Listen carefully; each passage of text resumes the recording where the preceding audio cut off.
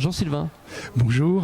Deuxième édition de Vini BD, on est à Dijon, mais vous me racontiez hier soir pendant le repas des auteurs là, que le salon, en fait, l'idée du salon est née à Angers. Oui, car à l'époque, je travaillais sur Angers et par des collectionneurs locaux d'Angers, ils m'ont interpellé pour qu'on monte un festival ensemble. Et à ce moment-là, j'ai souhaité que le festival ait une touche particulière. Et comme moi, j'habitais enfant Puligny-Montrachet, donc j'ai souhaité associer le vin et la BD. Et c'est comme ça qu'on a commencé l'aventure des Vini BD en commençant en 1999 à Angers.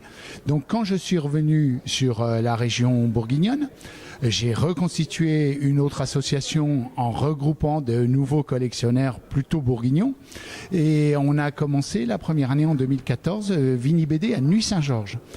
Et puis ensuite, l'année dernière en 2016, on a commencé Vini BD Dijon, première cuvée. Et là, on est à la deuxième cuvée. Comment vous avez procédé? Vous êtes allé carrément faire du porte-à-porte, aller voir les vignerons, discuter avec eux, leur vendre le projet? Comment ça s'est passé? Absolument, c'est-à-dire que les adhérents ont l'habitude d'avoir des fournisseurs en viticulture et du coup ils m'ont donné des adresses et je suis allé vendre le concept, puisqu'il faut dire comme ça, c'est pas simple. Autant en Anjou c'était plus facile parce que les gens ont plus de mal à vendre leur vin et tout ça. En Bourgogne, les récoltes, surtout ces dernières années avec la grêle ou le gel, du coup les récoltes sont vendues d'avance, mais quand même nous avons à chaque année 5-6 viticulteurs qui accrochent au projet et là on a fidélisé déjà 3 viticulteurs sur les 6 présents cette année. On espère bien les fidéliser les 3 autres et arriver, puisqu'à Angers, les copains sont arrivés à 24 cuvées.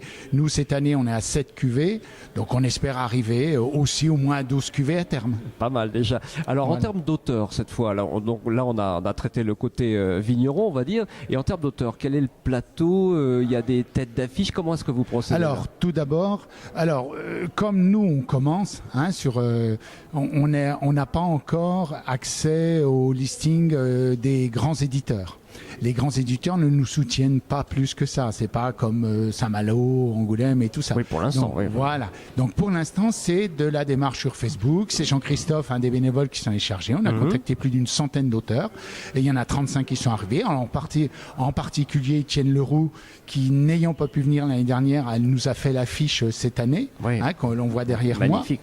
Et puis après, c'est un peu les hasards des rencontres. C'est vrai que nous, moi maintenant, on est amis avec Éric Corbéran, donc il vient chaque année, il nous donne des noms, les éditeurs Bambou nous a un petit peu aidé, nous a fourni l'expo Pouce Bambou et ainsi de suite. On arrive à construire les hasards de rencontres. Le libraire aussi a donné quelques noms, mais c'est surtout Jean-Christophe qui a essentiellement par Facebook, par sympathie et par contact, qui a amené tous les auteurs qui sont présents. Alors c'est un festival de BD bien entendu, mais que vous travaillez en amont, puisqu'il y a aussi le tissu scolaire qui est un petit peu impliqué dans ce projet-là. On travaille avec 2 collèges, donc il y en a un, comme ils n'ont pas fini, il n'y a qu'un collège qui va exposer, le collège Roupnel. Il y a l'hôpital qui voilà. Ouais. Et l'hôpital et ensuite l'école de Villers-les-Paux, une école. Donc on a une école primaire de village, là où il y a Jean-Christophe, l'école de l'hôpital et un collège. Bon, voilà, tout est dit. On va vous laisser travailler. Je sais que vous êtes archi surbookés, que le salon ouvre dans quelques minutes et les gens vont arriver. Merci beaucoup. Bon salon. Au revoir.